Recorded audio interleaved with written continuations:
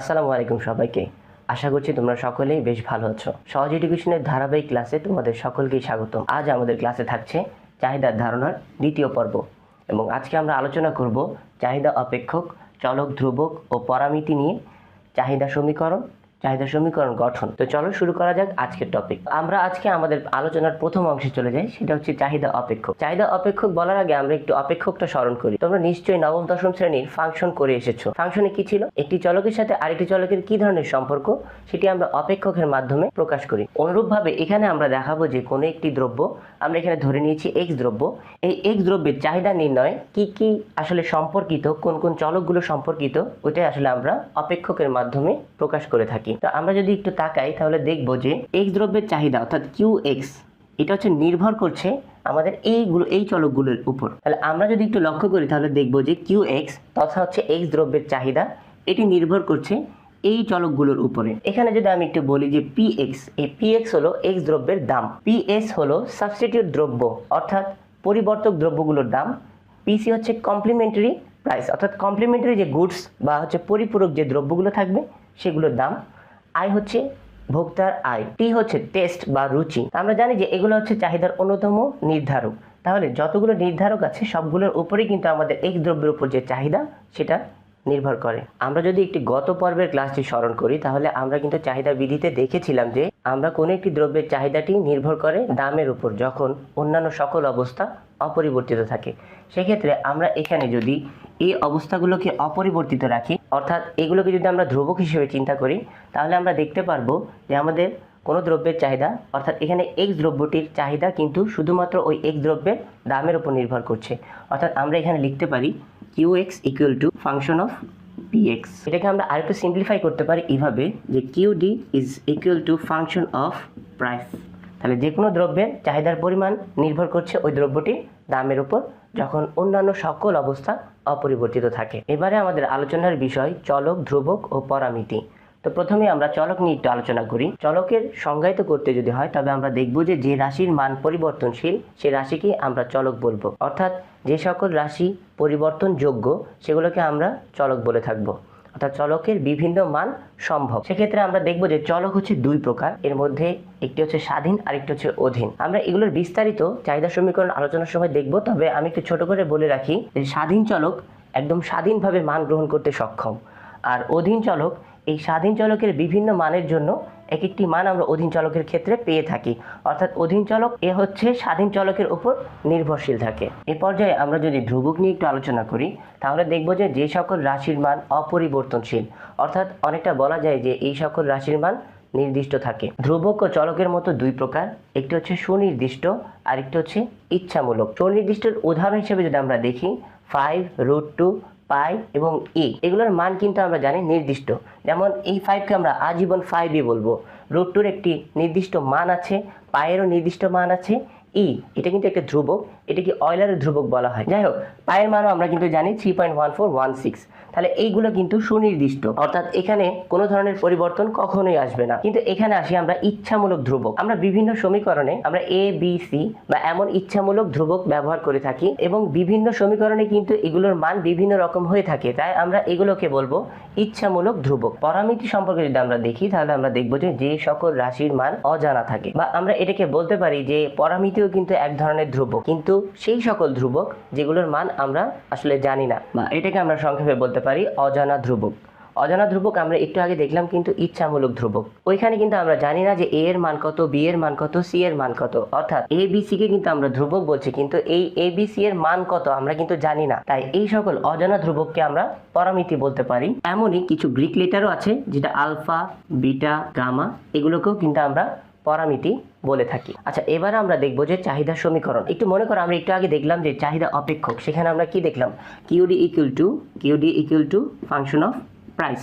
আমরা কিন্তু একটু আগে দেখলাম যে QD equal to function of price. একটু মনে করো নবম দশম শ্রেণীতে তোমরা দেখে এসছো যে Y equal to function of X, ওইখানে আমরা ফাংশন অফ এক্স কে আবার লিখতাম, ফাংশন অফ এক্স কে লিখতাম কি x square plus 2a plus 1, এই টাইপের কিন্তু আমরা সাজিয়ে নিতাম। তাহলে অবশ্যই এখানেও QD is equal to function of price, তার মানে হচ্ছে এখানে আমাদের পি এর কোনো একটা মান দেখব। কিউডি অর্থাৎ চাহিদা সমীকরণের ক্ষেত্রে ফাংশন অফ পি এর একটি আদর্শ মান রয়েছে, সেটি হচ্ছে এ মাইনাস বিপি। তাহলে আমরা এই সময় এখানে যেমন লিখতে পারতাম y equal to x square plus 2x plus 1, ঠিক অনুরূপভাবে আমরাও এখানে একটি সমীকরণ গঠন করতে পারি, সেটা হচ্ছে QD is equal two a minus BP. অর্থাৎ আমরা এখানে এই যে অংশটি পেলাম এটাই কিন্তু আমাদের চাহিদা সমীকরণ, এটা আমরা একটি অপেক্ষক থেকেই পাই। তাহলে আমরা যদি একটু চাহিদা সমীকরণের দিকে তাকাই তাহলে আমরা এখানে দেখতে পাবো এখানে কিন্তু দুটি চলক রয়েছে, একটি হচ্ছে কিউডি এবং আরেকটি হচ্ছে পি।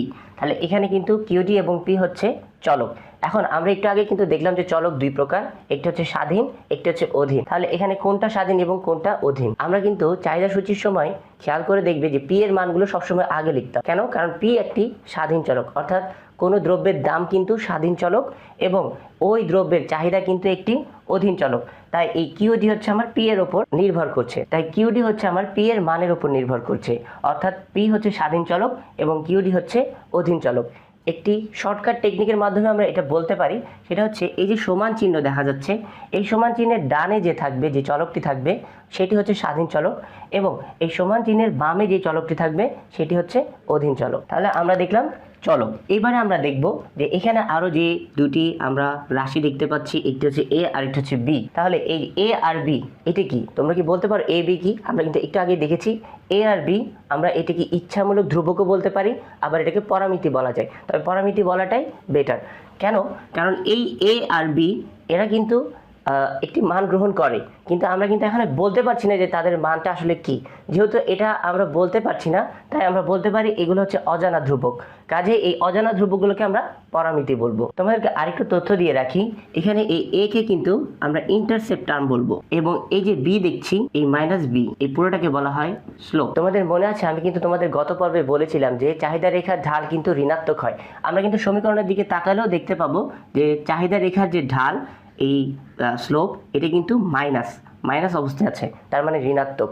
তাহলে আমরা সমীকরণ থেকেও কিন্তু এটা প্রমাণ করতে পারছি। আমরা একটি চাহিদা সমীকরণের উদাহরণ দেখতে পারি। তাহলে সেখানে আমরা লিখতে পারি যে QD is equal two 100 minus 4p। তাহলে আমরা যদি এই সমীকরণের দিকে তাকাই তাহলে এটি কিন্তু আমাদের চাহিদার আদর্শ যে সমীকরণটি আছে সেটিকে অনুসরণ করছে। অর্থাৎ কিউডি আমরা যদি আদর্শ সমীকরণের সাথে তুলনা করি তাহলে দেখবো এখানে এ এর মান 100 আর বি এর মান হচ্ছে 4 এবং পি আছে, এই দুটি চলক কিউডি আর পি হচ্ছে চলক আর এই দুটি হচ্ছে আমাদের পরামিতি। এখন কিন্তু আর পরামিতি বলা যাবে না, কেন? কারণ এগুলো কিন্তু এখন নির্দিষ্ট মান গ্রহণ করে ফেলেছে, কাজে এগুলোকে আমার বলতে হবে ধ্রুবক।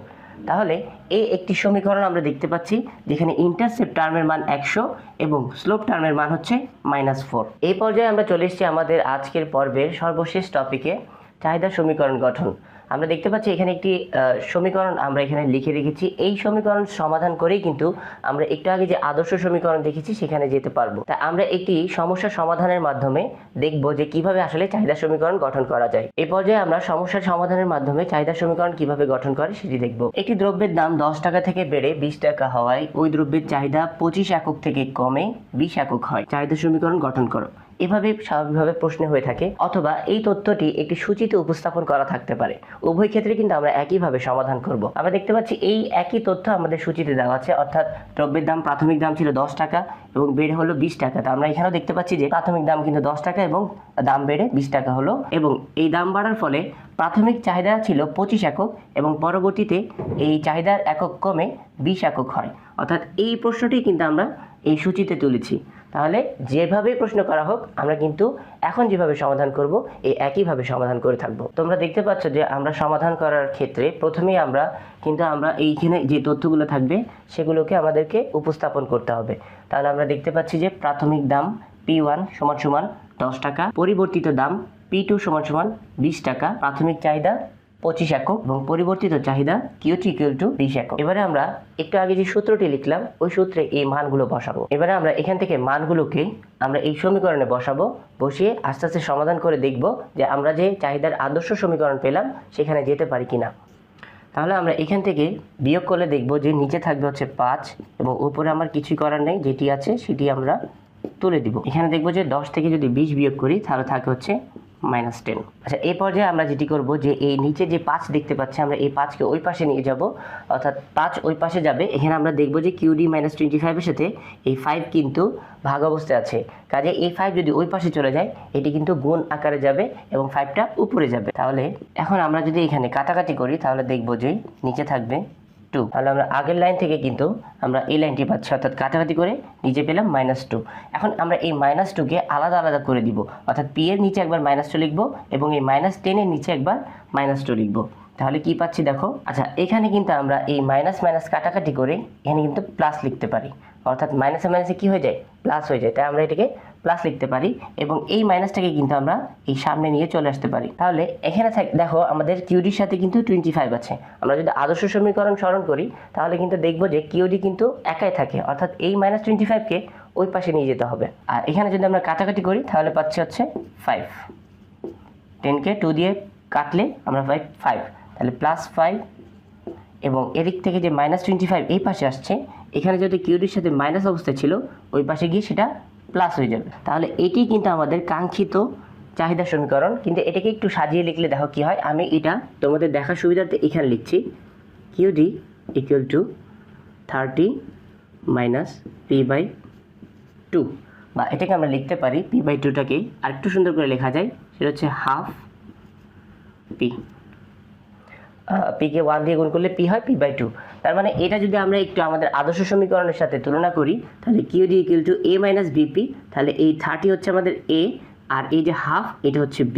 তাহলে এটি কিন্তু আমাদের সেই আদর্শ সমীকরণ হলো, এবং এভাবে আমরা বিভিন্ন সমস্যার সমাধান করে চাহিদা সমীকরণ গঠন করতে সক্ষম হব। তোমাদের সকলকে ধন্যবাদ। আমাদের পরের ক্লাসটি দেখার আহ্বান জানিয়ে আজকের মতো এখানেই শেষ করছি।